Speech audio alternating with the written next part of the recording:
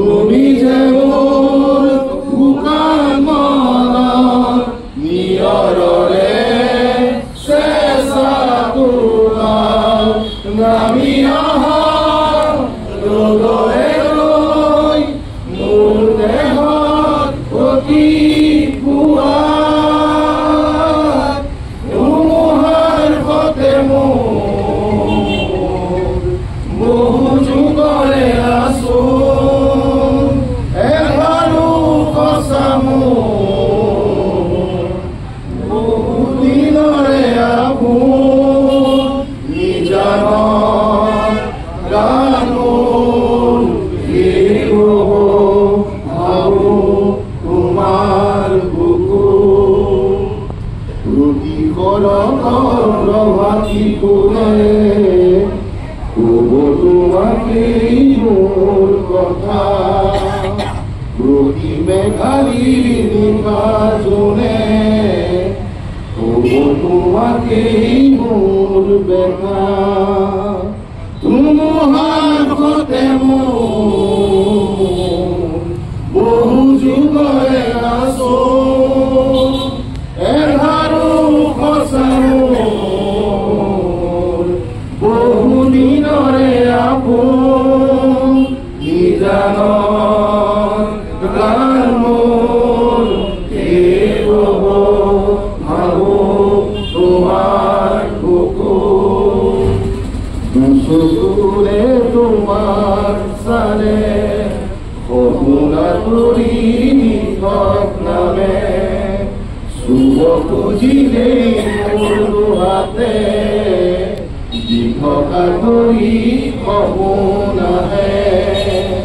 ধুমুহাৰ সতে মোৰ বহু যুগৰে আছো এঘাৰো সঁচা মোৰ বহু দিনৰে আপোন নিজান গান মোৰ ভাবো তোমাৰ বুকু মাননীয় মুখ্যমন্ত্ৰী ডক্টৰ হিমন্ত বিশ্ব শৰ্মা ডাঙৰীয়াৰ আগ্ৰহ আছিল ভাৰতীয় জনতা পাৰ্টি দলৰ ৰাজ্যখনৰ সমূহ কাৰ্যকৰ্তাই আজি এই দিনটোত প্ৰাণশিল্পী জুবিন গাৰ্গ ডাঙৰীয়াৰ প্ৰতি শ্ৰদ্ধাঞ্জলি জনাই ৰক্তদান কৰিব লাগে। সেই ৰক্তদান কৰিলোঁ জুবিনদাৰ স্মৃতিত আৰু 57 বাৰৰ বাবে ৰক্তদান কৰিব পাই মই খুবেই আনন্দিত। তাকো জুবিনদাৰ এই জন্মদিনত কোনো এজন জুবিনদাই খুব দুখীয়া মানুহক ভাল পাইছিল, দুখীয়া মানুহক সহায় কৰিছিল আৰু আজি জুবিনদাৰ এই আদৰ্শৰে আমি যেন যুৱচাম অনুপ্ৰাণিত হৈ আমি ৰাইজৰ সেৱাত বৰ্তি থাকোঁ আৰু জুবিনদাৰ যি দুখীয়া মানুহৰ দৰিদ্ৰ প্ৰতি যিটো তেখেতৰ সহায় কৰা মন সেই লৈ আমিও সহায় কৰাৰ মানসেৰে আজি ৰক্তদান কৰিলোঁ। এই ৰক্ত কোনো দুখীয়া পৰিয়ালৰ দৰিদ্ৰ পৰিয়ালৰ জীৱন ৰক্ষা কৰক তাৰে আমি কামনা ৰাখিছোঁ। জুবিনদাৰ প্ৰতি শ্ৰদ্ধাঞ্জলি জ্ঞাপন কৰিছোঁ। মই নিজে মায়াবিনী ৰক্তদাতা সংস্থাৰ সভাপতি, আমি তাতো আয়োজন কৰিছোঁ। তাতো আমাৰ 100জনতকৈ অধিক ৰক্তদান কৰিবলৈ কাৰণে ইতিমধ্যে সাজু হৈছে। মোৰ যুৱ সতীৰ্থ মোৰ লগত বহু এনে ৰক্তদাতা আমাৰ সংস্থা আছে, সৰু সুৰাকৈ সংস্থাসমূহ তেওঁলোককো কোৱা হৈছে, তাতো আমাৰ আয়োজন হৈছে। তাতো এতিয়া অলপ পিছতে আমি শুভৰামণি কৰিবলৈ তালৈ গৈ আছোঁ। জুবিনদা আমি এনে কৰ্মৰে তেখেতক জীয়াই ৰাখিব লাগিব। জুবিনদা বিহীন আজি পোনপ্ৰথমবাৰৰ প্ৰথম জন্মদিন কৰিবলৈ মনত বহুত বিষাদ বা বহুত দুখ আছে। তথাপি জুবিনদাৰ জন্মদিন সদায় উদযাপনে হ'ব, কেতিয়াও দুখ নহয় কেতিয়াও, কাৰণ জুবিনদা এটা চেলিব্ৰেশ্যনৰ নাম আৰু জুবিনদাই যোনখিনি ভাল পাইছিলে সমাজৰ বাবে কাম কৰা দায়বদ্ধ, সেইকাৰণে যোৰহাট জিলা ভাৰতীয় জনতা পাৰ্টিৰ উদ্যোগত সমগ্ৰ অসমতে ভাৰতীয় জনতা পাৰ্টিয়ে আজি ৰক্তদান কাৰ্যসূচী আৰম্ভ কৰিছে, প্ৰচেষ্টা লৈছে। আৰু ইতিমধ্যে আপোনালোকে গম পাইছে যে জুবিনদাৰ যোনখিনি লিগেচি আছিলে, যোনখিনি সৃষ্টি আছিলে, যোনখিনি চিন্তাধাৰা আদৰ্শ আছিলে, সেইখিনি আমি মৰম কৰিব লাগিব, সেইখিনি আমি জীয়াই ৰাখিব লাগিব। গছ, প্ৰকৃতি, শিশু, মানুহ, সহানুভূতি, এই সকলোখিনি আমি ভাল পাব লাগিব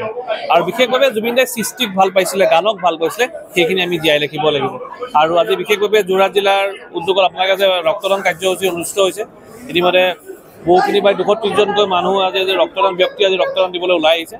গতিকে এইটোৱে যিটো সমাজৰ প্ৰতি দায়বদ্ধতা, এইটো আমি সদায় মানি চলিব। আমি আমাৰ প্ৰাণৰ শিল্পী জুবিন গাৰ্গ ডাঙৰীয়াৰ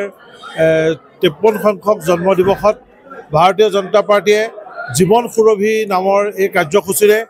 জুবিনদাই যেনেদৰে আমাৰ সমাজৰ নিপীড়িত দৰিদ্ৰ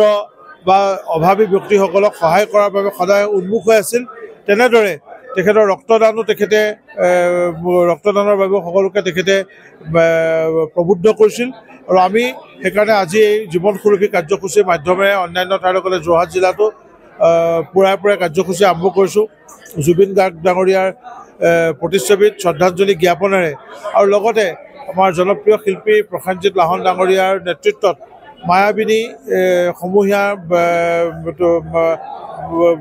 মায়াবিনীৰ গানটো আমি পৰিৱেশন কৰি এই কাৰ্যসূচী আৰম্ভ কৰিলোঁ এতিয়া আমাৰ দিনজোৰা কাৰ্যসূচী ৰক্তদান চলি আছে